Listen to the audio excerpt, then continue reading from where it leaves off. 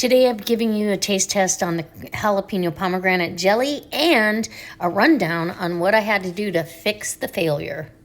Well, hi guys, welcome back to Linda's Pantry, and today we're going to talk about some jelly and how you take a failure to a fix. Anyways, I made the pomegranate jelly, and then I wanted to make pomegranate jalapeno jelly, which I changed the recipe a little bit by adding the jalapenos and some acid to it to help with the jalapenos being in there. Absolutely delicious, but it didn't set. It didn't set. It was like syrup. It was really like a thick syrup.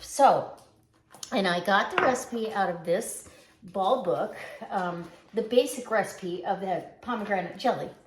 And because I wanted the jalapenos, I thought that would pair so well with the pomegranate.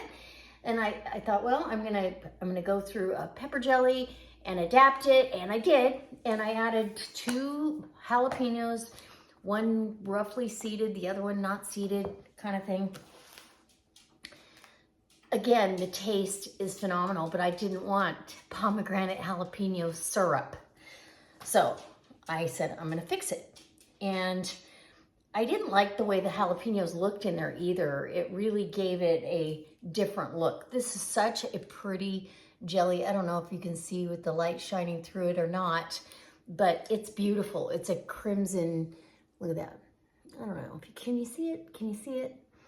It's a crimson color, and it's absolutely beautiful. I'm gonna bring you in really close so you can see how this came out and do a taste test for you. So I said, I'm just gonna reprocess it, and you're wasting lids, but it's not a waste if you end up saving the product. So what I did is took all the lids off, washed the jars, put all the jelly syrup in the pan, washed the jars, and started off with new lids and washed my rings and everything, got ready to can it up again, brought it to a boil. But when I put the syrup in the pan, I added Pomona's Pectin calcium water. So I added 2 teaspoons of calcium water, and then when it came to a boil, I had mixed about 1/4 cup of sugar. It already had sugar in it, but you have to mix that pectin powder with some more sugar. So I did about 1/8 cup, not much, of sugar with the pectin powder. Mix that in once it came up to a rolling boil, and I let it go for 2 minutes, I believe, and then I recanned it. And now we have a beautiful product, and it reprocessed for the same amount of time. It's totally okay to do this with jams and jellies that don't set the way you want them to. Had this been a jam, I probably would have left it alone because a jam's gonna have more structure to itself. But being that it was a jelly, it was a syrup. I didn't want jalapeno syrup. But what I also did was when I emptied those jars, I ran them through a sieve to get out all the chunks of the jalapeno. So next time I make this, I will strain the jalapenos out of there after I've got the flavor into the juice. Then I will start the canning process, or the processing that way. But let me bring you in close and I'll show you how this jelly came out. All right, are you ready? Oh my goodness. Okay, so get that spoon in there. Look at that. That's a beautiful jelly. It's not so hard that you can't spread it on toast, right? And look at the color. Isn't that gorgeous? It's absolutely beautiful. And we've already given away 3 half pints of it. So we have the little 1/4 pints. I've got 4 of those left, and another half pint, and then this one. And it makes a lot. So really and truly, it cost about $5 to make this batch of jelly. So I'm going to give it a taste now for you, so I can kind of describe it for you. But there's my bite.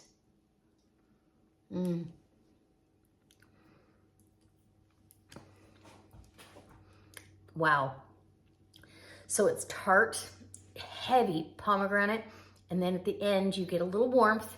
You get that jalapeno flavor and a little tiny bit of heat, but not so much you wouldn't want to spread it on toast. So there's pepper jellies that you go, nope, that's got to go on cream cheese or something else to tone it down. This is not one of those. This is a winner. And I will do this over and over again. It'll make great gifts if you wanted to do this in the summertime for holiday gifts or just to have on your shelf. So I also made thumbprint cookies with this, and oh, it's so good. And the jelly doesn't really melt away to nothing.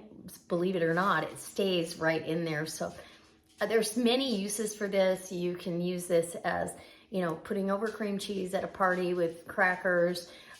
Super Bowl is coming up, so hey, here's something you could do. I hope it inspires you to go ahead and don't get discouraged if your jams or jellies do not set. You've always got, you can always do it again. Reprocessing with regular pectin, sometimes you actually overprocess it and it won't set anyway, or you get a really heavy taste of pectin in it, which is not my favorite. If I can do jams without pectin, typically that's exactly what I do. So I'm going to be bringing you along for a new jam recipe, and it is so delicious. I've already tested it, and it was a winner with the family and friends, and I'm going to make some. And it's actually going to be using some freeze-dried fruit as well as dehydrated. So there's that. If you want to see that video, leave me a comment in the comment section. Let me know if you've ever had to reprocess jams or jellies, because this is a win for me, and it was worth the lids to do that. And, you know, and actually have to do the whole process over again. Kind of inconvenient, but well worth it. All right, guys, I can't wait to see you next time with another delicious recipe, and quite very possibly using some of this jelly. And you can see when you turn your jar, I don't even know if it's gonna move. It's gonna try to. There we go. It's starting to. It's got a really nice set, and this is room temperature. And the other thing is, jellies tend to set as they sit. They set longer. They set a little. There you go. That's a good jelly. All right. We'll see ya. Bye. I hope this helps you make a decision whether to reprocess something or to toss it out.